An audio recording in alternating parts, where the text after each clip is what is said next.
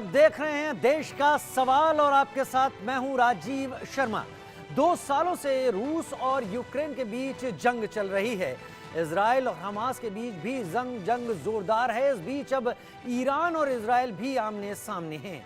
Iran ने शनिवार को इजराइल पर मिसाइलों की बारिश कर दी। अब ईरान के इस हमले से इजराइल तमतमाया हुआ है। 2 कट्टर दुश्मन देशों के बीच तनाव अपने चरम पर पहुंच गया है।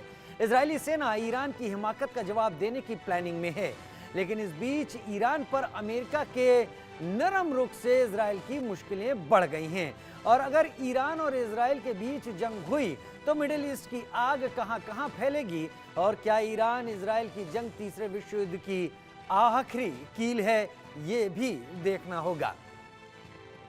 क्या इजराइल को इस्लामिक देश घेरते जा रहे हैं? देश का सवाल में कई सारे इस मुद्दे से सवाल जुड़े नजर आते हैं। क्या इजराइल को घेरते जा रहे हैं? लेकिन बात यहाँ पर इजराइल ईरान से बदला जरूर लेगा, ये हर कोई कह रहा है। लेकिन सवाल ये है कि अमेरिका ने साफ कह दिया है कि अगर इजराइल ने ईरान पर हमला किया तो अमेरिका साथ नहीं देगा। अब ऐसी स्थिति में इजराइल क्या करेगा? बदला लेगा या कोई प्लान बनाएगा? लेकिन इस सब के बीच आपको ग्राफिक्स के जरिए बताते हैं कि ईरान के साथ कौन कौन से देश इस वक्त खड़े हुए हैं। सीरिया, लेबनान, तुर्की, कतर, जॉर्डन, उत्तर कोरिया, चीन, कजाकिस्तान और तुर्कमेनिस्तान ईरान के साथ खड़े दिखाई पड़ रहे हैं। तो इजराइल के साथ कौन कौन इस वक्त खड़ा दिखाई दे रहा है वो भी हम आपको बता देते हैं। इजराइल के साथ खड़े हुए देशों में अमेरिका है, यूरोप है और उसके साथ संभवतः सऊदी अरब भी इसमें साथ में है। लेकिन अब बात कर लेते हैं देश का सवाल की, जो कि इस मुद्दे से जुड़े हुए सवाल निकलकर सामने आते हैं। क्या इजराइल को इस्लामिक देश घेरते जा रहे हैं? पहला सवाल, अगर अमेरिका ने इजराइल का साथ छोड़ा तो क्या होगा? मिडिल ईस्ट में जंग के हालात आखिर क्यों बने रहते हैं? एक और जंग से क्या दुनिया तीसरे विश्व युद्ध के और करीब आ गई है? तो लगातार हम यही मुद्दा सामने रख रहे हैं, जिसमें कि देश के सवाल के कई सवाल हमने आपके सामने रखे हैं कि क्या इस सब से हालात और बिगड़ते चले जाएंगे मिडिल ईस्ट में? क्या इजराइल को इस्लामिक देश घेरते चले जा रहे हैं? क्या ये सारी की सारी जो कवायद है वो इजराइल से मिली कई सालों पुरानी हार का एक खींच है, एक नतीजा है? हमारे साथ कई खास मेहमान इस वक्त जुड़ रहे हैं। अशोक सज्जनहार इस वक्त पूर्व एम्बेसडर हमारे साथ जुड़ रहे हैं, बहुत स्वागत है आपका। Major general A.K. सिवाच हमारे साथ डिफेंस एक्सपर्ट के तौर पर जुड़ रहे हैं। मेजर जनरल सुधाकर जी, रिटायर्ड डिफेंस एक्सपर्ट हमारे साथ इस वक्त जुड़ रहे हैं। संजय सिंह, वरिष्ठ पत्रकार हमारे साथ जुड़ रहे हैं और पथिकृत पायने, विदेश मामलों के जानकार हमारे साथ इस वक्त जुड़ रहे हैं। सबसे पहले मैं एम्बेसडर सज्जनहार को ही इस सब में बुला लेना चाहता हूं इस चर्चा के बीच में। हालांकि जो कुछ भी हो रहा है उस पर थ्योरियां सबकी चढ़ी हुई हैं, लेकिन अशोक सज्जनहार जी, जो वर्ल्ड ऑर्डर है जहां पर कूटनीति के जरिए चीजों को सुलझाए जाने की लगातार कोशिश की जाती रही है, क्या ईरान के मुद्दे पर नहीं की जा सकती थी या की नहीं गई? देखिए, मैं तो ये समझता हूं जो संयुक्त राष्ट्र संघ में ये तो कूटनीति के जरिए जो भी मसले आते हैं, जो भी पूरी दुनिया में प्रॉब्लम्स होते हैं, उनको हल करने का प्रयास किया जाता है। परंतु आपने देखा है जो चाहे रूस और यूक्रेन के बीच में युद्ध हो, वो कितनी बारी वहाँ पर आपने खुद बताया 2 साल से ऊपर वो चल रहा है, परंतु ना तो संयुक्त राष्ट्र संघ में, ना वहाँ पर UN सिक्योरिटी काउंसिल में उसको, ना जनरल असेंबली में इतनी ज़्यादा इसके बारे में बातचीत हुई है। और भी बहुत सारे ऐसे ऑर्गन्स हैं जैसे UN ह्यूमन राइट्स कमीशन वगैरह में भी इसके बारे में बात हुई है, परंतु कोई भी इसका हल निकालने में सफल नहीं हुए हैं। दूसरी बात, इजराइल और हमास के बीच में भी देख लीजिएगा, 6 महीने से ऊपर वहां भी हो गया है, परंतु वो उसका भी कोई हम हल नहीं निकाल पाए हैं। जहां तक ईरान और इजराइल का सवाल है, ये तो दोनों कट्टर दुश्मन हैं। आपको मालूम है जो जब पहले वहां के राष्ट्रपति थे महमूद अहमदीनेजाद, उन्होंने तो कहा था जो इसको इजराइल को, ये तो ईरान का पॉलिसी रहा है, जो इजराइल को हम इस दुनिया के नक्शे से एकदम खत्म कर देंगे, एकदम हटा देंगे। तो जब ऐसे किसी देश की पॉलिसी हो तो वहां पर फिर कूटनीति चलती नहीं है। थोड़ा समय इसके बारे में बताऊं, जब 7 अक्टूबर के बाद ईरान बहुत प्रयास करता रहा है जो किसी प्रकार से ये वाले जो देश हैं जो इनके अरब देश हैं, यहाँ पर जॉर्डन हो, इजिप्ट हो, यूएई हो, बहरीन हो, सऊदी अरेबिया हो, ये सब मिलकर इजराइल के विरुद्ध काम करें, परंतु कोई किसी भी देश ने इसमें पहल नहीं की है। जो प्रॉक्सीज हैं ईरान की, चाहे वो हमास ने शुरुआत की या हूतीज हो या फिर हिजबुल्लाह हो, वही बस काम कर रहे हैं। और अभी ईरान स्वयं इसमें आगे बढ़कर आया है, क्योंकि उसके ऊपर भी डोमेस्टिक प्रेशर बहुत ज्यादा था। जो उनके पहले राष्ट्रपति थे महमूद अहमदीनेजाद, उनकी और जो एक्सट्रीम राइट पार्टी है उनका तरफ से बहुत ये था जो हमको बदला लेना चाहिए, क्योंकि वो कहते हैं इजराइल ने 1 अप्रैल को दमास्कस सीरिया में उनके कॉन्सुलेट, इरानियन कॉन्सुलेट में इस्लामिक रेवोल्यूशनरी गार्ड कमांडर के बड़े सीनियर कमांडर्स को वहां पर मार दिया, तो इसलिए उसको करना पड़ा ये। परंतु मैं इससे बात से ज्यादा सहमत नहीं होऊंगा जो इजराइल को चारों तरफ से ये जो इस्लामिक देश हैं ये इनको घेर रहे हैं, क्योंकि सभी देश चाहते हैं। देखिए, आपने देखा यूएई है, बहरीन है, कुवैत है, इजिप्ट है, जॉर्डन है, इन सब ने अपनी डिप्लोमेटिक रिलेशंस इसके साथ, इजराइल के साथ अभी इस्टेब्लिश की है। और यहां तक कि ये जो India middle east Europe economic corridor है, उसमें भी इजराइल का एक बहुत ही महत्वपूर्ण रोल है। तो मैं समझता हूं जो कोई भी इन देशों में से इजराइल के साथ युद्ध करने में वो किसी को इंटरेस्ट नहीं है, किसी को शौक नहीं है जो इसको कन्फ्लैग्रेशन को बढ़ाया जाए। केवल ईरान ये चाहता रहा है पिछले 6 महीने से, परंतु ईरान भी इसमें असफल रहा है इनमें से किसी भी देश को इन्वॉल्व करने के लिए, और इसीलिए उसको अपने आप ये हमला करना पड़ा है अपने डोमेस्टिक कारणों से, मेरे विचार से। और उसके जो यूएन रिप्रेजेंटेटिव हैं राजीव जी, उन्होंने कहा है जो हम बस ये अटैक कर दिया है, हम समझते हैं हमने बदला ले लिया है 1 अप्रैल को जो हमला हुआ हमारे ऊपर, और उसके आगे कार्रवाई नहीं की जाए। ठीक है, उसके आगे कार्रवाई नहीं की जाए, ऐसा ईरान की तरफ से कहा जा रहा है। मेरे साथ मेजर जनरल ए.के. सिवाज भी इस वक्त जुड़े हुए हैं। Major general A K. सिवाज, ऑपरेशन ट्रू प्रॉमिस नाम दिया है इसका ईरान ने, जो ड्रोन के जरिए हमला किया। करीब 300 की पूरी नफरी कही जाएगी संख्या, जिसमें क्रूज भी थी, जिसमें ड्रोन्स भी थे, ये मिसाइलें थी। लेकिन आयरन डोम सिस्टम जो कि इजराइल जिस पर रिलाई करता है, उसने करीब करीब ऐसा परफॉर्मेंस दिया है कि ये सारा का सारा ऑलमोस्ट 90% से ज़्यादा हवा में ही तबाह कर दिया गया। तो क्या जुबानी जमा खर्च करने की कोशिश कर रहा था ईरान इस सब के बीच में, या फिर ईरान खुद को मुस्लिम वर्ल्ड का लीडर दिखाने की कोशिश में उसने इस हमले को अंजाम दिया कि लुक, यहाँ पर कोई है जो कि इजराइल से टकरा सकता है?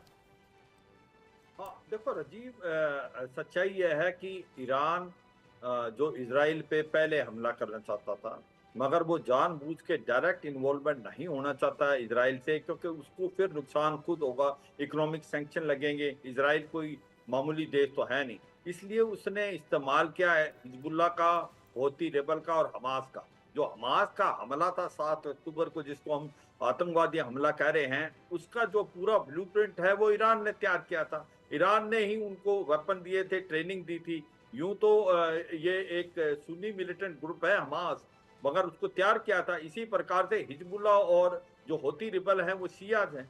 मगर अब जो ईरान ने हमला किया है, ये सच्चाई है कि डेमस्कस में जो उनकी कॉन्सुलेट थी, वहां पर ईरानियन रेवोल्यूशनरी गार्ड के 2 मेजर जनरल को मार गिराया था।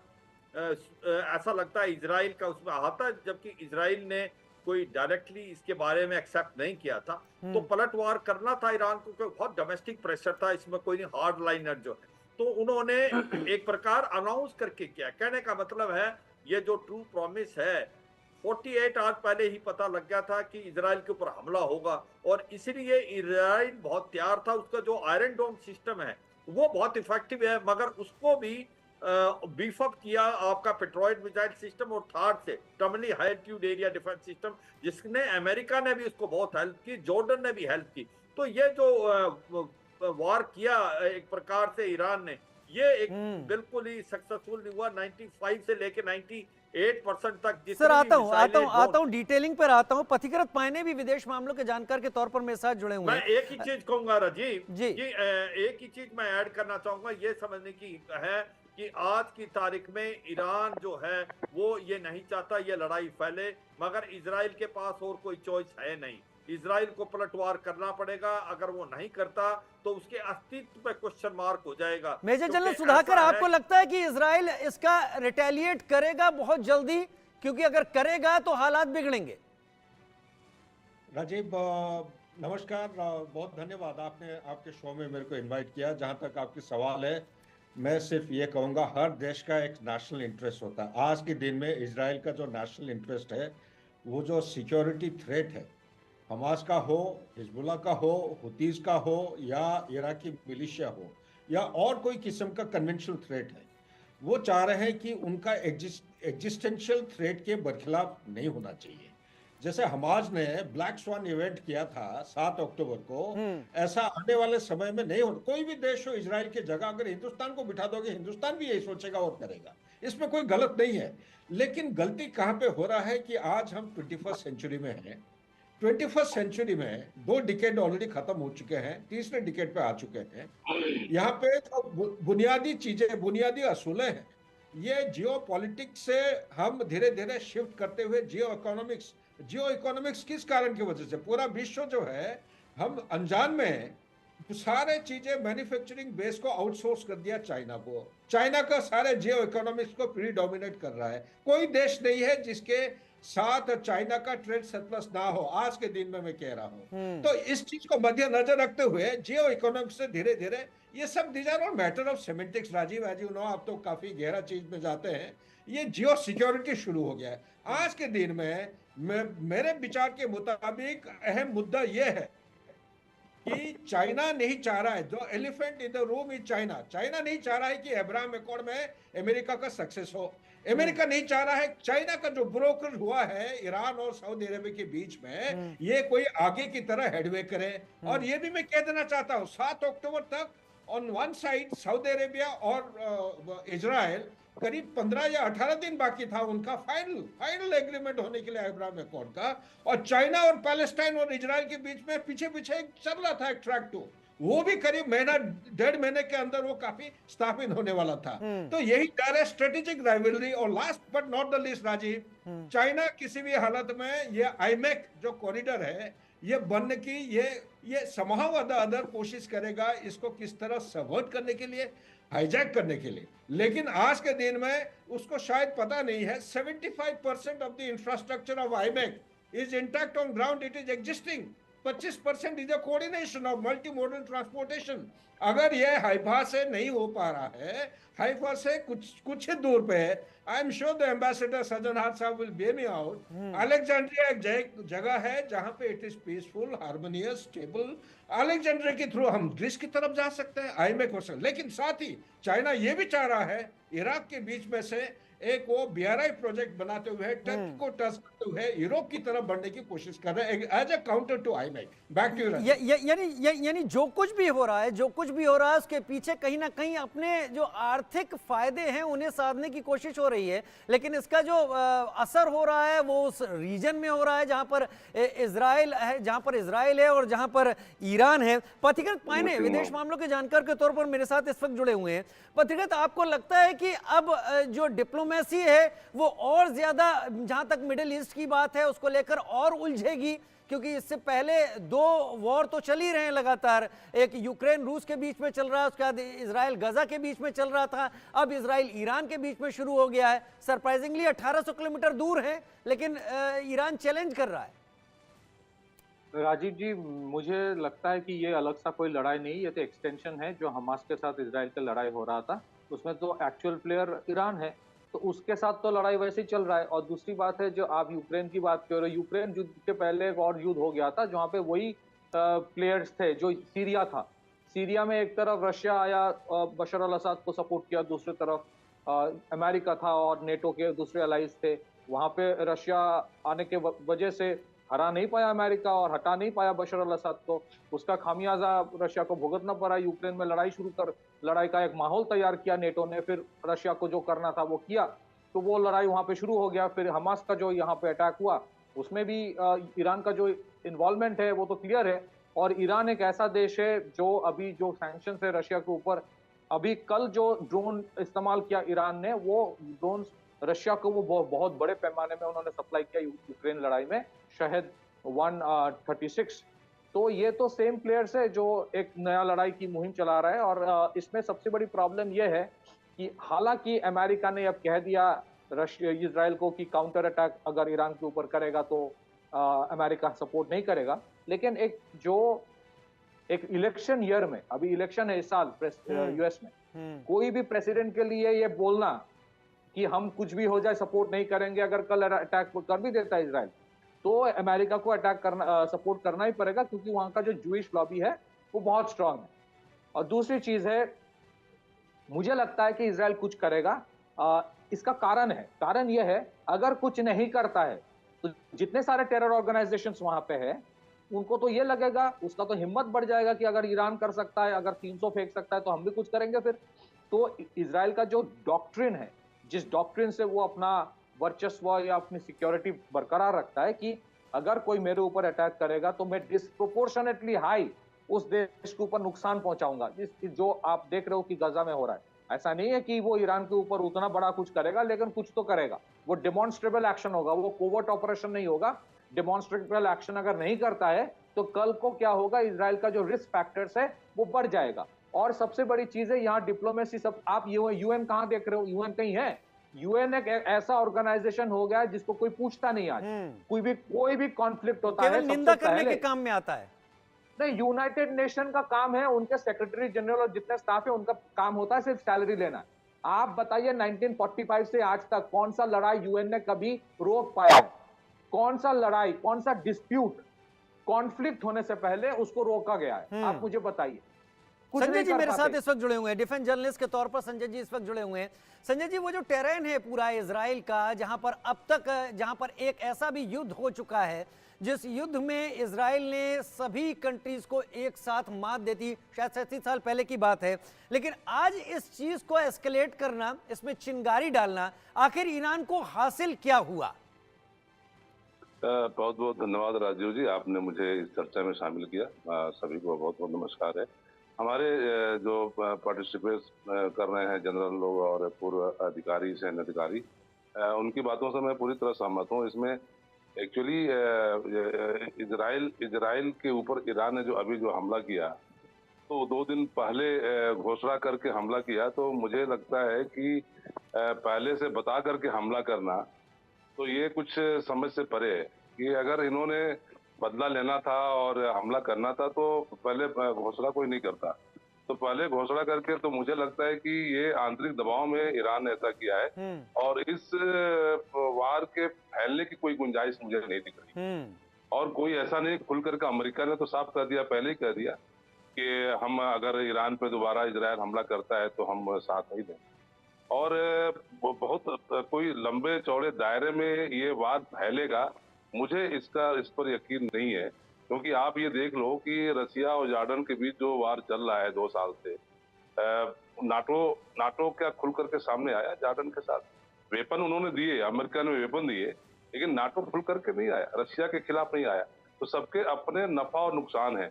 कोई व्यक्ति खुल करके किसी के साथ वार में शामिल हो, मुझे नहीं लगता कि ऐसा होने जा रहा है। जो बात कही जा रही है कि थर्ड वर्ल्ड वार की आशंका जताई जा रही है, 1945 में खत्म हुआ था सेकंड वर्ल्ड वार, आज 80 साल हो गए, कितने सारे युद्ध हुए। हमारे एक्स आर्मी के ऑफिसर ने भी बताया कि यूएनओ कुछ नहीं कर पाया।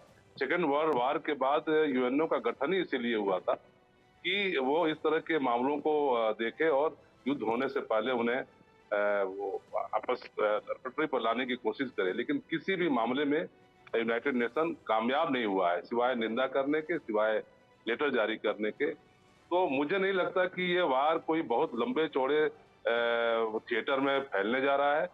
जो हो रहा है ये छिटपुट ऐसे ही होगा। और इजराइल के साथ लड़ने की ताकत तो मुझे नहीं लगता कि कुवत किसी के पास है। हालांकि हम ईरान की सेना, ईरान के आर्म फोर्स इजराइल से ज्यादा हैं, लेकिन इजराइल भी एक शक्ति है और उसने दिखा दिया है। संजय जी, अगर ईरान ने केवल जुबानी जमा खर्च के लिए, अपनी जनता को दिखाने के लिए कि वो इस तरीके का कदम उठा रहा है, ऐसा कदम उठाया, तो शायद ऐसे ही दबाव में नेतन्याहू भी आ चुके होंगे। अगर वो रिटेलिएट करते हैं तो चीजें बढ़ेंगी क्या? तो आप किस लेवल पर रिटेलिएट करेंगे ये देखना होगा। ये देखना होगा कि किस लेवल पर रिटेलिएट करते हैं, और अगर बड़े पैमाने पर वो कुछ करते हैं तो नहीं, मुझे नहीं लगता कि बहुत बड़े दायरे में और भी आगे ये वार जाएगा। फिलहाल जहां तक जो स्थितियां इस वक्त हैं, एम्बेसडर सज्जनहार भी मेरे साथ इस वक्त जुड़े हुए हैं। एम्बेसडर सज्जनहार, इजराइल को लेकर जो आसपास के कंट्रीज हैं वो किस तरीके का रवैया रखते हैं, क्या उनकी सोच है, सबसे किसी से छिपी नहीं है। हालांकि पिछले दिनों में डिप्लोमेसी ने कुछ टर्न जरूर लिया है और वो डिप्लोमेटिक टर्न कहीं बहुत इजराइल के फेवर में जाता हुआ दिखा, संबंध कायम होने शुरू हो गए। क्या आपको लग रहा है कि जो हालात अब बनते हुए दिखाई दे रहे हैं मिडिल ईस्ट में, ये उन फोर्सेस का एक क्यूमुलेटिव एफर्ट है जो एक्सेप्ट नहीं करते इजराइल को नॉर्मल सिचुएशन फ्रेंडली कंट्री के तौर पर?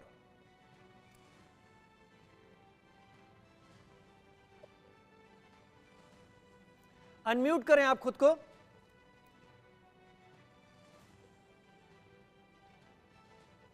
जी सॉरी। तो मैं तो ये समझता हूं, जो अगर एक वहां पर देश है उस क्षेत्र में जो कि इजराइल की एग्जिस्टेंस को एक्सेप्ट नहीं करता है, उसके साथ अपने संबंधों को आगे ले जाना नहीं चाहता है, वो देश ईरान है।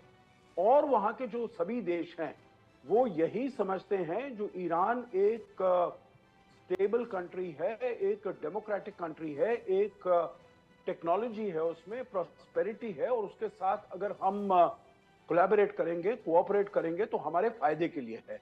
इसीलिए आपने देखा होगा सबसे पहले इजिप्ट, जॉर्डन वगैरह ने उसके साथ राजनयिक संबंध इस्टेब्लिश किए, और अभी अब्राहम अकॉर्ड्स में और सभी बहुत सारे देश हैं बाहर। एम्बेसडर सज्जनहार, आप अब्राहम अकॉर्ड की बात बहुत कर रहे हैं। अब्राहम अकॉर्ड हुआ, लेकिन अब्राहम अकॉर्ड क्या आपको लगता है कि सक्सेसफुल अकॉर्ड रहा? क्योंकि उसके बावजूद भी इजराइल को लेकर, ज्यूइश पॉपुलेशन को लेकर वो एक माइंडसेट अभी भी कायम है उस पूरे इलाके में। देखिए, माइंडसेट तो कायम है, आप बिल्कुल ठीक कहते हैं। जो देखिए, जो ऐसे सोशल थिंकिंग होती है उसको बदलाव करने में अगर कोई राजनीतिक पहल होती है तो एकदम ओवरनाइट चेंज नहीं होता है। परंतु ये सभी देशों ने, अगर आप देखें जो इजराइल और यूएई के बीच जो संबंध हैं, जो वहां पर उनका एक्सचेंज ऑफ विजिट्स हुआ है, एक्सचेंज ऑफ डेलीगेशन हुआ है, आप जो टेक्नोलॉजिकल ट्रांसफर देखिए, आप जो ट्रेड देखिए, आप जो इन्वेस्टमेंट देखिए, तो वहां के सभी देश चाहते हैं जो इजराइल के साथ वो सामान्य संबंध रखें। वो अभी जो हुआ हमास में हुआ, 7 अक्टूबर को उन्होंने जो अटैक किया, और यहां से कहा जाता है जो करीब 30-33 हजार लोगों को इजराइल ने मार दिया है, वो देखिए यहाँ के जो देश हैं उन्होंने बहुत निंदा की है, भर्त्सना की है, इसलिए क्योंकि अरब स्ट्रीट में बहुत डेमोन्स्ट्रेशंस हुए हैं, बहुत प्रोटेस्ट हुए हैं, और कोई भी वहां की जो सरकार है, गवर्नमेंट है, वो अपनी स्ट्रीट में जो लोग प्रोटेस्ट कर रहे हैं उनके विरुद्ध जाने में वो समर्थ नहीं है। परंतु फिर भी ये सभी देश चाहते हैं जो जब ये सब खत्म हो जाता है तो फिर से इजराइल के साथ अपने संबंधों को और आगे ले जाने का प्रयास करेंगे। देखिए, ईरान ने बहुत प्रयास किया है, एक आखिरी बात मैं कहूंगा, बहुत प्रयास किया है जो ये सभी देश इजराइल के साथ में जुटकर मिलकर आए, फिलिस्तीन के फेवर में वो उसके विरुद्ध काम करें। परंतु आप देखिए 6 महीने हो गए हैं, ये सब इतना कुछ हो गया, गाजा में, रफा में, खान यूनुस में, कोई भी देश सामने आने को तैयार नहीं है इजराइल के विरुद्ध कुछ भी काम करने के लिए।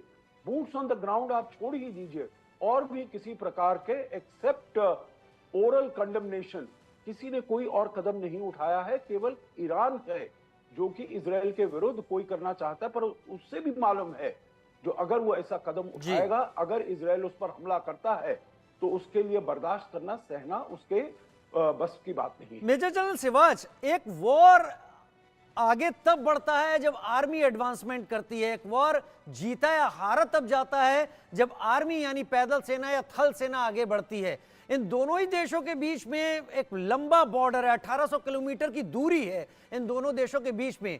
तो ये प्रोजेक्टाइल के जरिए हमला करना, इस तरीके की सिचुएशन में आप नुकसान किसका ज्यादा देखते हैं? और अगर नुकसान किसी का भी होता है तो आपको लगता है कि इस पूरे इलाके में फिर वॉर आगे बढ़ सकता है, एक बार फिर वही 30-32 साल पहले वाली सिचुएशन आ सकती है कि सारे के सारे कंट्रीज एक हो जाएं?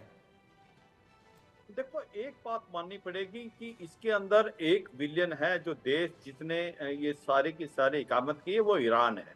क्योंकि जो 7 अक्टूबर को भी जो हमला हुआ, वो ईरान की ही एक प्रकार से स्टेम से हुआ है। ये जो हमास को ट्रेन किया, हिजबुल्लाह को किया, होती रेबल को किया। अब ये बात सच्चाई है, ईरान और इजराइल के बीच के बॉर्डर, लैंड बॉर्डर नहीं है, बीच में 1000-1500 किलोमीटर का इलाका है। तो आपस में अगर इन्होंने लड़ाई लड़ेंगे तो ये ज्यादातर फायर होगा मिसाइल से, आपके रॉकेट से और ड्रोन से। इसके अंदर इजराइल ईरान से काफी आगे है, इसमें कोई शक नहीं। हाँ, ये सच्चाई है, ईरान ने भी बहुत प्रोग्रेस की है, उसके पास शाही ड्रोन हैं। मगर ये सच्चाई है कि अब ये जो लड़ाई है, इसको कोई ये नहीं चाहता कि ये लड़ाई फैले। इस बात में मान के चले, स्पेशली यूएस, क्योंकि यूएस की बात इजराइल को भी सुननी पड़ेगी। क्योंकि अभी जो यूएस के अंदर एक कांग्रेस में लॉबी थी जो कि इस लड़ाई के अगेंस्ट थी, जो इजराइल और हमास का हो रहा है, और ये प्रेशर था कि इजराइल को बहुत ज्यादा वेपन दिए जा रहे हैं। तो ऐसे में अब तो उनको तो वेपन तो मिल जाएंगे, क्योंकि अब थोड़ी सिचुएशन बदल गई है। ईरान ने हमला किया है इजराइल पे। मगर ये सच्चाई है कि अमेरिका नहीं चाहता कि दोबारा इजराइल पलटवार करे ईरान पे। मगर ईरान, ये इजराइल की मजबूरी है, ये नेतन्याहू की मजबूरी है, नहीं तो वो बहुत अनपॉपुलर हो जाएंगे। डोमेस्टिकली इलेक्शन वो नहीं कराना चाहते। अगर वो नहीं हमला करते हैं तो इसका मतलब ये होगा, this will be new normal, कि कल को कोई भी हमला करेगा इजराइल पे। 44 साल से आज तक कोई हमला नहीं हुआ, इसीलिए वो ईरान पे हमला करेंगे। ये बात सच है कि वो न्यूक्लियर इंस्टॉलेशन पे ना करें, ऐसा हमला करें जिससे लाठी भी टूट जाए, सांप भी मर जाए और लाठी भी ना टूटे। मेजर जनरल सुधाकर, आपको भी लगता है कि न्यू नॉर्मल ना क्रिएट हो जाए, इसलिए ये चीजें एस्केलेट हो सकती हैं? और जो अमेरिका अब तक ईरान के खिलाफ लगातार बोलता रहा है, अमेरिका के डिफेंस सेक्रेटरीज के स्टेटमेंट आते रहे हैं, उनके अपने सेक्रेटरीज के स्टेटमेंट आते रहे हैं, वो क्या इतनी आसानी से एक ईरान को बाईपास कर देंगे कि अगर इजराइल ने रिटेलिएट करा तो इजराइल के साथ नहीं खड़े होंगे? देखिए राजीव, जो सवाल आप पूछ रहे हैं, ये न्यू नॉर्मल पैदा हो सकता है, नहीं हो सकता, मैं ये मानने के लिए तैयार नहीं हूँ। मेरे अंदाज और विचार के मुताबिक 21st सेंचुरी में, ये जो हमेशा जब भी हम चर्चा करते हैं क्या ये थर्ड वर्ल्ड वॉर स्टार्ट होने वाला है, मैं तो कह रहा हूँ ये 21st सेंचुरी में न्यू नॉर्मल है। थर्ड वर्ल्ड वॉर कोई अनाउंस करके ट्रेंच वॉरफेयर के जरिए से लड़ाई नहीं होगी। ये न्यू नॉर्मल में ये जो टेक्नोलॉजी, स्पेस और आपका जो इलेक्ट्रोमैग्नेटिक स्पेक्ट्रम, कभी सुना है राजीव जी आपने? इलेक्ट्रोमैग्नेटिक स्पेक्ट्रम को ब्लैकआउट करके 6:30 सुबह से लेके 6:55 तक एक नॉन स्टेट एक्टर हमाज अटैक कर रहा है, एक फ्रंट से नहीं, मल्टी डायमेंशनल फ्रंट से। कोई पैराग्लाइडिंग से, वो मोटरसाइकिल पे जा रहे हैं, कोई लैंड बॉर्डर को पार करके जा रहे हैं, एक आधा किलोमीटर नहीं, 18-22 किलोमीटर अंदर जाके आईडीएफ हेडक्वार्टर्स, वहां पे हमला कर रहा है नॉन स्टेट एक्टर। कौन सा देश एडवांस कंट्री में इस किस्म की काबिलियत है? इसलिए मैं कह रहा हूं कि आज के दिन में न्यू नॉर्मल स्टार्ट होने वाला नहीं है, स्टार्ट हो चुका है। इसमें इंग्रेडिएंट्स क्या है, सिग्नेचर क्या है? सिग्नेचर है साइबर अटैक, सिग्नेचर है जैसे हमारा मुंबई ब्लैकआउट हो चुका है 8-9 बार पिछले 2-3 साल में, जैसे वो इंडिगो वाला वेबसाइट ऑलरेडी हैक हो चुका है, मिलिट्री हमारे इंस्टॉलेशन की जो वेबसाइट है ये काफी बार हैक हो चुका है। ये न्यू नॉर्मल है। नॉर्दर्न ग्रिड जो है ब्लैकआउट हो चुका है 21 बार, किसी को नहीं पता है हमें। और न्यू नॉर्मल ये भी है, आप देखिए कोई भी लड़ाई होती है, मेरा विचार ये राजीव जी, अगर 1 मिनट टाइम देंगे प्लीज, मैं ये कहना चाहता हूं, कोई देश काइनेटिक लड़ाई शुरू करने से पहले वो एनालाइज करते हैं cost benefit analysis. Cost benefit analysis का मीनिंग क्या है? अगर 26/11 को हमारा ताज होटल के ऊपर हमला हुआ था, हिंदुस्तान रिटेलिएट क्यों नहीं किया? रिटेलिएट ये नहीं कि हमारे पास काबिलियत नहीं थी, बट रिटेलिएट ना करने का एक कारण मेरे सोच विचार के मुताबिक कि जो कॉस्ट, अटैक करने के जो कॉस्ट होता, उसका जो बाद में जो रिप्रेजल होता उससे काफी गुना कम होता है actually, and the reprisal would have been much more cost prohibitive. तो वही विचार के माध्यम से अगर सोचते हैं, आज ईरान पूरा इजराइल के नेगेव डेजर्ट में जाके अटैक किया है, क्यों किया है? ये सदर्न डेजर्ट है, इसमें क्या है? लिविंग हैबिटेशन कितने हैं, पॉपुलेशन क्या है, what all infrastructure assets have been damaged. So out of, उनके पास मल्टीपल ऑप्शन था, गोलन हाइट्स से लेके गाजा का जहां पे ऑयल मिला है, या अलोंग द मेडिटेरियन कोस्ट, बहुत सारे ऑप्शन थे, बट एक चुन चुन के दिए हैं, क्योंकि आज के दिन में जब हम यहाँ पे चर्चा कर रहे हैं तो बैक हैंड डिप्लोमेसी चल रही है, बैकडोर ट्रैक टू कहीं ना कहीं नेगोशिएशन चल रहे हैं। ईरान के ऊपर प्रेशर है, इजराइल के ऊपर प्रेशर है। इजराइल प्राइम मिनिस्टर साहब अपना इलेक्शन की ये के लिए आगे की तरफ बढ़ना चाहते हैं, बट बाइडेन सबसे बड़ी बात doesn't want to. His TRP is going down. He wants to have a success either towards Central Europe or towards West Asia. China is the biggest elephant in the room. China doesn't want America to continue its legacy of its superpower. Somehow or the other, कहीं ना कहीं contain करना चाहते हैं. But one more thing I would like to say, आज के दिन में ईरान में किसी ने कमिटमेंट दिया है $400 billion or more. It is China. 25 साल का उन्होंने एग्रीमेंट साइन कर रखे हैं। 65 billion has been committed on ground.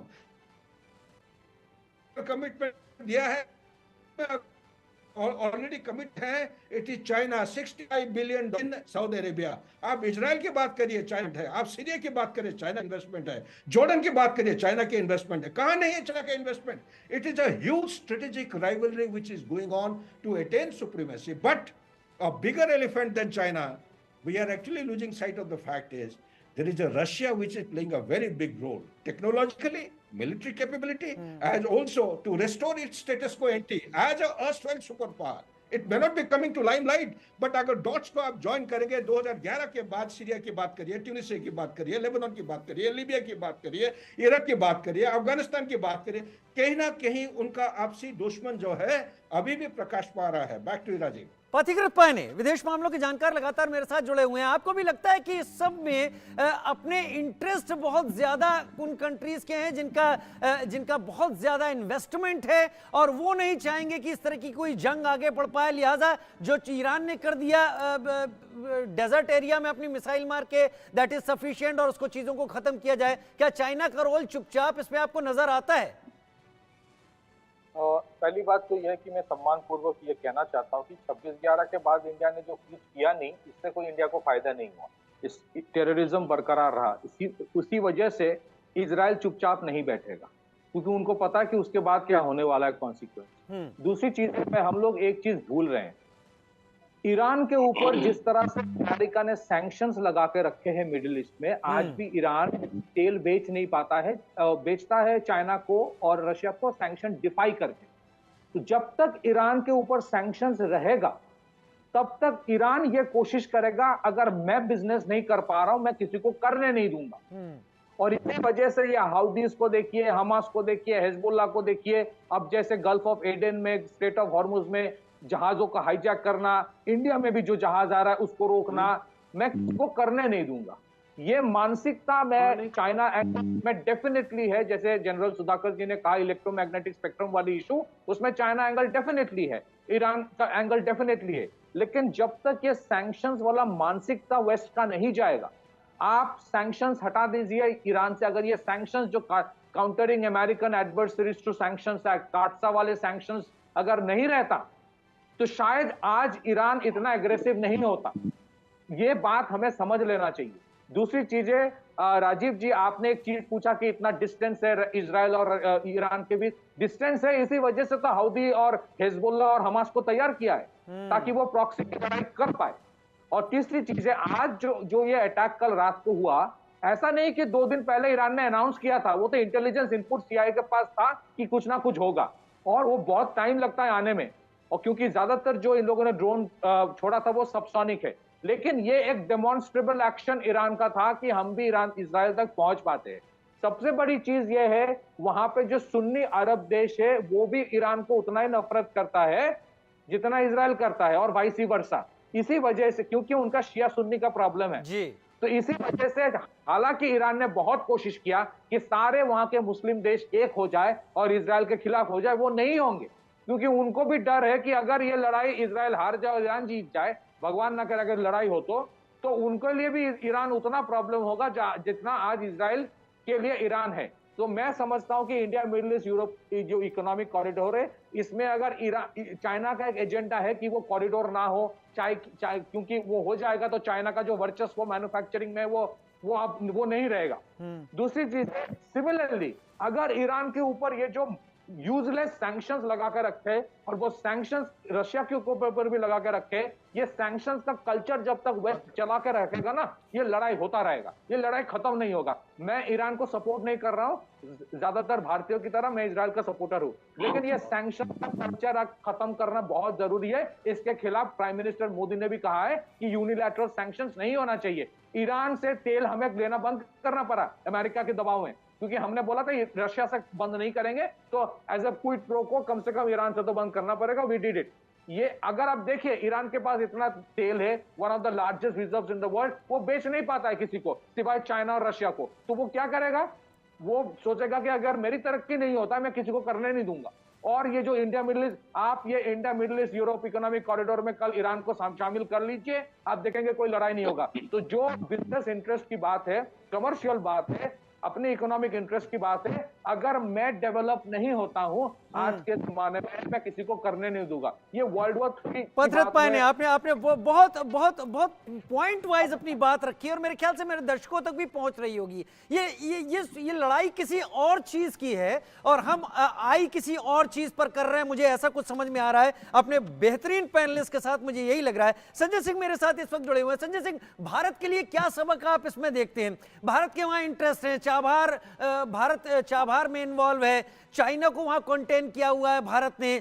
कौन किसके पक्ष में खुलकर बोल रहा है, कौन चुपचाप रह रहा है, यह भी देखा जा रहा है। भारत डिप्लोमेटिकली बहुत सधी हुई लाइन पर इस वक्त चल रहा है। भारत के लिए सबक क्या और भारत के कदम क्या फिलहाल आज के हालात में होने चाहिए? संजय। राजीव, भारत की जो डिप्लोमेसी है वो बहुत ही क्लियर है और उन्होंने रशिया यूक्रेन वार में भी, आपको याद होगा, उन्होंने वो बीच की लाइन ली थी। उन्होंने बार बार यही कहा कि दोनों पक्ष बैठ करके शांति के साथ बातचीत करें और बातचीत से ही रास्ता निकालें, युद्ध कोई रास्ता नहीं है। इसी डिप्लोमेसी पर भारत इस वार में भी चल रहा है। इजराइल और हमास पर जो आक्रमण हुआ, जो फलस्तीन पर हुआ और हमास ने जो किया, या फिर इधर ईरान पर जो हुआ, ईरान ने जो किया, रिटेलिएट किया, तो भारत का तो शुरू से पक्ष रहा है कि भाई आप बैठ करके टेबल पर बैठिए और बातचीत से शांति से आप रास्ता निकालने का प्रयास किए। और दूसरी बात, मैं 26/11 पे थोड़ा मैं यहाँ पर क्षमा के साथ बोलना चाहूंगा कि 26/11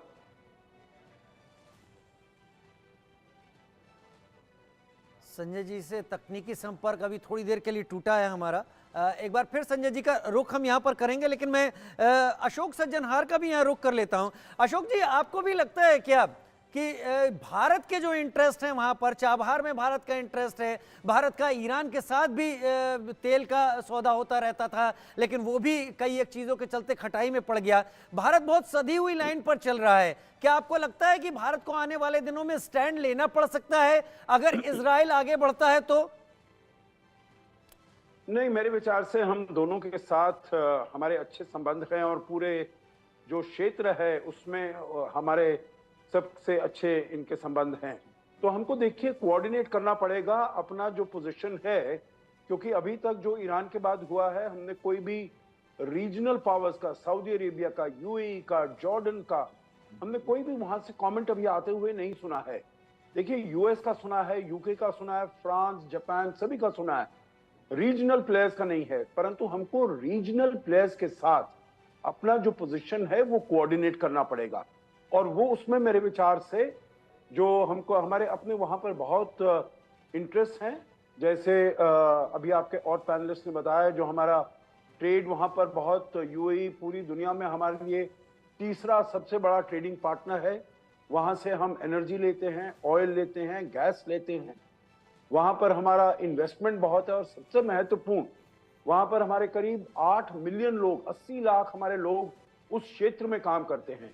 तो ये हमारे हित में नहीं है जो वहां का जो कॉन्फ्लैग्रेशन है वो और ज्यादा बढ़े, वो और ज्यादा देशों को और इन्वॉल्व करे। तो हम तो यही चाहेंगे और हमने यही कहा है, हमने चिंता व्यक्त की है और कहा है, अभी प्रधानमंत्री मोदी ने आज सुबह भी कहा जब अपना संकल्प पत्र दे रहे थे, जो जहां भी भारत के निवासी होंगे उनको सुरक्षित वापस लाना हमारे लिए सबसे महत्वपूर्ण है। सबसे मेजर जनरल सिवाच का रुख करता हूं। मेजर जनरल सिवाच, आपको लगता है कि क्या इस ईरान के हमले के बीच हमास को एक ब्रीदिंग स्पेस मिला है? जो हमास अभी तक गाजा में कंटेन कर दिया गया था उसको स्पेस मिला है और कहीं वो दूसरा फ्रंट ना खोल दे इस बीच में? ऐसा नहीं लगता, क्योंकि इजराइल का फोकस हटा नहीं हमास की तरफ से, और हमास की जो मिलिट्री कैपेबिलिटी है वो काफी हद तक एक प्रकार से डिग्रेड होगी। हाँ, ये अलग बात है, जब तक राफा पे हमला नहीं होगा, कुछ एक जो हमास के लड़ाकू हैं वहां छुपे हुए हैं, मगर ये सच्चाई है कि जो होस्टेजेस थे उनका कुछ नहीं पता कि वो जिंदा हैं या मर गए। तो ये भी एक प्रॉब्लम आ रही थी इजराइल के साथ। जो बात आप कर रहे थे चाबार की, ये हमें समझना चाहिए, चाबार पोर्ट जो है भारत के लिए बहुत इंपॉर्टेंट है, क्योंकि ये एक प्रकार बाईपास करता है पाकिस्तान को, डायरेक्ट जाता है ईरान से अफगानिस्तान और उसके बाद सेंट्रल एशियन स्टेट, और ये नॉर्थ साउथ ट्रांसपोर्ट कॉरिडोर को जोड़ता है। तो ये भारत के लिए बड़ा इंपॉर्टेंट है। और जब बात आती है ऑयल की ईरान से, हमें समझना चाहिए काटसा लगा दिया था अमेरिका ने। काटसा जब से JCPO joint comprehensive plan of action से डोनाल्ड ट्रंप निकले थे, तो भारत के ऊपर प्रेशर डाला गया कि आप ईरान से जहां 28% ऑयल लेते थे, आप काटसा के तहत नहीं ले पाएंगे। तो हमने जीरो कर दिया था, मगर हमने कहा था कि चाबार पे आप ये सैंक्शन नहीं लगाएं, क्योंकि चाबार बहुत इंपॉर्टेंट है पूरे वर्ल्ड के लिए, और वो अमेरिका ने माना भी था। देखो, ये सच्चाई है कि भारत के जो रिलेशनशिप हैं वो सभी से अच्छे हैं। इजराइल के साथ भी भारत के मिलिट्री टू मिलिट्री हार्डवेयर के रिलेशन है। हमारा 20 से 25% अभी भी मिलिट्री हार्डवेयर वहां से आता है, और इसी प्रकार से ईरान के साथ हमारा बहुत इंपॉर्टेंट है चाबार पोर्ट को लेके। और भारत के रिलेशन सऊदी अरेबिया और UAE से बहुत इंपॉर्टेंट है, और हमारे 1 करोड़ के करीब लोग जो हैं वहां पर काम करते हैं इस पूरे रीजन में, वहां से रेमिटेंस कमाते हैं। तो ये सच्चाई है कि भारत की इन्वॉल्वमेंट बहुत ज्यादा है इस इलाके में, इसीलिए भारत चाहता शांति रहे, और शांति इसीलिए डायलॉग और डिप्लोमेसी की बात करता है।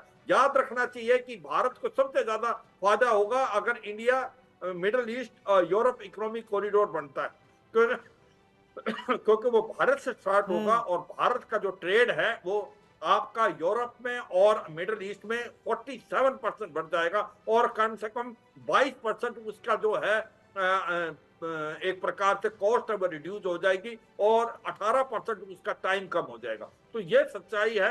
अगर Bharat middle east Europe economic corridor reality होता है तो भारत के लिए बहुत फायदा है, और वो रियलिटी तभी होगा जब इस इलाके में शांति आएगी। और मुझे लगता है भारत नहीं चाहेगा कि ये लड़ाई आउट ऑफ कंट्रोल हो, कहीं ना कहीं जो लड़ाई ये कंटेन हो, जैसा अमेरिका भी चाहता है। इसीलिए अमेरिका ने एक प्रकार से साफ सुथरे शब्दों में इजराइल को बोला है कि अगर आप ऑफेंसिव करोगे तो हम साथ में नहीं। तो इजराइल का एक राइट तो बनता है, पथिकृत प्राय ने इजराइल का एक राइट तो बनता है, क्योंकि ईरान ने इजराइल को एक्यूज किया है, ईरान ने इजराइल को एक्यूज किया है कि दमिश्क का हमला इजराइल ने कराया है, इजराइल ने मना किया, लेकिन हमला किया गया उसके ऊपर। तो अगर इजराइल का राइट बनता है, इजराइल उसको एक्सरसाइज करता है, तो चीजें हाथ से निकल जाएंगी। क्या आपको यही लगता है? देखिए, इसको कहते हैं विशियस साइकिल ऑफ वायलेंस। यहाँ हो सकता है कोई पूरा बड़े लड़ाई ना चाहे, लेकिन कोई बैक ऑफ भी नहीं करेगा। बाइडेन बोल सकता है कि मत करो लड़ाई, हम सपोर्ट नहीं करेंगे, लेकिन जैसा मैंने कहा, अगर लड़ाई होता है तो सपोर्ट करना पड़ेगा। दूसरी चीज है, नेतन्याहू अगर कुछ नहीं करता है तो उसके देश में शायद लोग उसके ऊपर हंसेंगे कि तुम हमास को ही संभाल सकते हो, तुमसे ईरान नहीं संभाला जा रहा है। तो इसी वजह से उसको भी कुछ करना है। अगर ईरान का जो रिजीम है उसने अगर इजराइल के ऊपर कुछ किया अपने लोगों को शांत करने के लिए, यह दिखाने के लिए मैं भी ताकत रखता हूं, तो नेतन्याहू को भी मजबूरन में कुछ करना पड़ेगा, क्योंकि उसको नहीं तो इलेक्शन में तो उसको कहा जाएगा तुमसे ना हो पाया। तो इसी वजह से। और दूसरी चीज, अगर नहीं करता है तो क्या होगा? कल को ISIS, अलकायदा और जितने और भी टेरर ऑर्गेनाइजेशन थे, वो तो और भी इसकी हिम्मत बढ़ जाएगी कि ईरान जैसे किया मैं फिर से करूंगा। अगर ईरान डायरेक्टली और नहीं भी करता है, तो हिजबुल्लाह, हाउदी और हमास से तो करवा ही रहा है। तो ये तो स्टेट ऑफ वॉर कंटिन्यूअस चल रहा है। मैं ये फिर से बोलना चाहता हूँ राजीव जी कि हम लोग बोल रहे हैं ना कि वर्ल्ड वॉर जब चल रहा था ना, तब किसी को कोई नहीं बोल रहा था कि ये वर्ल्ड वॉर है। वर्ल्ड वॉर टर्म तो बाद में यूज हुआ। अभी तो स्टेट ऑफ वॉर चल रहा है। It's a perpetual state of war which is continuing. उसमें अगर वो फिर कुछ नहीं भी करता है तब भी हिजबुल्लाह अटैक करेगा, हमास करेगा, हाउदीज उनका जहाज रोकेगा। इन सब के पीछे ईरान है, इजराइल को पता है। और इन सब को दमन करने के लिए भी इजराइल कुछ ना कुछ ईरान के ऊपर करेगा, चाहे वो कोवर्ट ऑपरेशन हो, चाहे वो कुछ और हो, ये हमें पता नहीं, लेकिन जैसा मैंने पहले भी कहा था और सब कह रहे हैं कि कॉन्सिक्वेंस बहुत बुरा है, क्योंकि इसका असर ट्रेड के ऊपर पड़ेगा, एनर्जी प्राइस के ऊपर पड़ेगा, और इंडिया जैसे देश को बहुत डेलिकेट बैलेंस मेंटेन करना पड़ेगा, क्योंकि हमारा रिश्ता दोनों के साथ बेहतरीन है। हम चाहते हैं कि वहां पे शांति बरकरार रहे, लेकिन अभी मुझे नहीं लगता कि इतनी जल्दी शांति आएगा, क्योंकि ईरान तो बैक ऑफ नहीं कर रहा है ना, ईरान तो प्रॉक्सी को इस्तेमाल करेगा। अगर ईरान बोल रहा है कि हम और कुछ नहीं करेंगे, इसका मतलब ये थोड़ी है कि हाउदी और हिजबुल्लाह और हमास चुप हो जाएगा। इन सबको पैसा और वो अपनी तरफ से हथियार हरकतें करते रहेंगे। मेजर जनरल सुधाकर भी मेरे साथ इस वक्त जुड़े हुए हैं। मेजर जनरल सुधाकर, आपको लगता है कि ये चीज थमने वाली है? जो पथिकृत पायने यहाँ पर सवाल उठा रहे हैं, क्या ये चीज थमने वाली है? क्या प्रेशर के चलते कदम उठाए जा सकते हैं और फिर जो वर्ल्ड बड़े कंट्रीज हैं उन्हें स्टैंड लेने के लिए मजबूर होना पड़ेगा? देखिए, पथिकृत साहब ने जो व्याख्या किया है, जो बोला है, मैं बिल्कुल 100% उनके साथ सहमत हूँ। ये खुद ही बहुत पढ़े लिखे हैं, विद्वान है, एक्सपर्ट हैं। तो एक चीज और जनरल एक चीज और, ये अब तक तो ईरान इजराइल एक दूसरे को इनडायरेक्टली चैलेंज करते थे, बातें बोलते थे। ये शायद पहली बार है जब एकदम आमने सामने आकर दोनों के बीच इस तरीके की सिचुएशन बनी है। ये आपने अपना बॉडी लैंग्वेज काफी कॉन्ग्रुएंट पॉइंट पे आ रहा है। मैं इसी मुद्दे के ऊपर हाईलाइट करना चाह रहा था। ये पहली बार है। आप पिछले 1400 साल से कोई मिसाल दीजिए, 70 okay why go that far, 79 से लेके 1979 से लेके अभी तक बहुत लड़ाई, बहुत मुठभेड़ हुई है, लेकिन ये पहली बार I am also student of history, अगर मैं गलत कर रहा हूं I am ready to learn. ये पहली बार है नॉन स्टेट एक्टर का जो कॉन्फ्रंटेशन चल रहा था between non state actor and a conventional force, आज जो हमास और इजरायली फोर्स के बीच में हो रहा है, ये पहली बार वहां से डिपार्ट होके conventional force versus conventional force ये टक्कर कर रहे हैं। ये एक मोड है। ये अगर आप वर्ल्ड वॉर की बात कर रहे हैं, हमारा सबका जो साइकी है, साइकोलॉजी, ये फर्स्ट और सेकंड वर्ल्ड की तरह ले जाता है, लेकिन we are not alive to the reality. 21st century में वर्ल्ड वॉर दूसरे किस्म के हो रहा है। मेरे विचार के मुताबिक ये जो कन्फ्रंटेशन डायरेक्ट हुआ है, इसका इम्प्लीकेशन बहुत सीवियर है। अगर हम अभी से आप एकदम सही इशारा कर रहे हैं, एप्लीकेशन बहुत सीवियर हो सकते हैं। मेरे पास समय थोड़ा कम है, लेकिन मैं इसको इस तरीके से सामने रख सकता हूं कि स्विचिंग गियर, जिस तरीके से गियर स्विच होते हैं, ये एक मोड भी स्विच हुआ है। कंटेन करने के लिए, रोकने के लिए सभी वर्ल्ड लीडर्स को सामने होना होगा, वरना चिंगारी तो लगी चुकी है। मिडिल ईस्ट में आगे क्या हालात होते हैं, कुछ दिनों में तस्वीर बहुत साफ होगी। बहुत शुक्रिया आप सभी का हमारे साथ जुड़ने के लिए, इतने इंपॉर्टेंट पॉइंट्स इस चर्चा में सामने रखने के लिए। तो मिडिल ईस्ट, इजराइल के आसपास